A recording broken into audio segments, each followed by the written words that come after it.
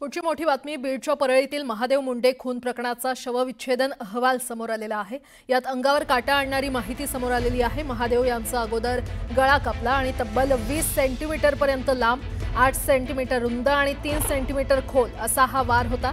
त्यानंतर त्यांच्या मानेवर उजव्या बाजूने 4 वार करण्यात आले। मुंडे यांच्या अंगावर तब्बल 16 वार आहेत। प्रतिकार करतानाही त्यांच्या हाताला जखमा झाल्याचं अहवालात नमूद आहे। अधिक माहिती देत आहेत आमचे प्रतिनिधी सुरेश जाधव, थेट आपल्यासोबत जोडले गेलेले आहेत। सुरेश, महादेव मुंडे खून प्रकरणाचा शवविच्छेदन अहवाल समोर आलेला आहे आणि त्यामध्ये अनेक माहिती उघड झालेली आहे। धक्कादायक माहिती समोर येते, काय अपडेट? महादेव मुंडे हत्या प्रकरण हे 21 ऑक्टोबर 2023 ला घडलं होतं। त्यानंतर जवळपास 18 महिने म्हणजे आता 2 वर्ष उलटत आहेत। या प्रकरणामध्ये आरोपी निष्पन्नही झाले नाही आणि अद्यापपर्यंत आरोपीला अटकही केली गेली नाही।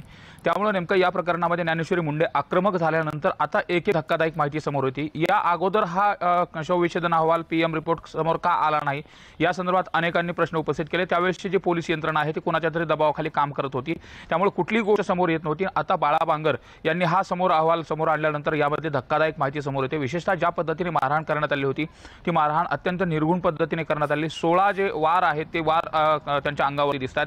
विशेषतः गळ्याभोवती देखील चिरलं गेलेलं आणि श्वासनलिका देखील कट झालेली होती आणि त्यांच्या मृत्यूचं जे काही महत्त्वाचं कारण पीएम रिपोर्टमधून समोर आलं, अतिरक्तस्राव झाल्यामुळे शॉकमध्ये जाऊन मृत्यू झाल्याचं देखील या ठिकाणी समोर आलेलं होतं।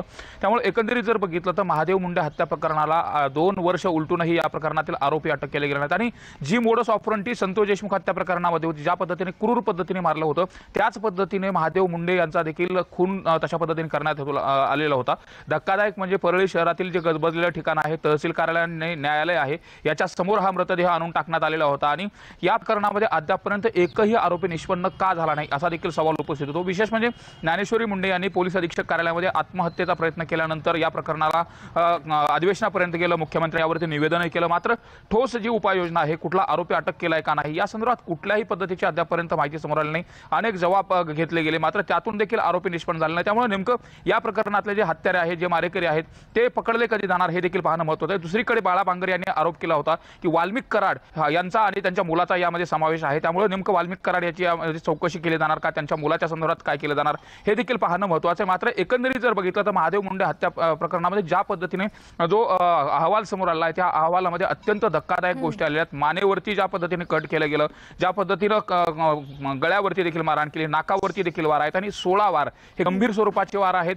त्याच्या सेंटीमीटरमध्ये जर बघितलं तर खोलवर 4 ते 5 सेंटीमीटर पर्यंत देखील खोलवरचा वार आहे। त्यामुळे एकंदरीत ज्या पद्धतीने मारहाण करणारे हत्यारे होते त्यांनी अत्यंत क्रूर पद्धतीने मारहाण केल्यामुळे त्यांना कठोर शासन व्हावं, त्यांना अटक केली जावी अशीच मागणी होते। ठीक आहे सुरेश, अपडेट घेत राहू। तुर्तास धन्यवाद या सविस्तर माहितीसाठी।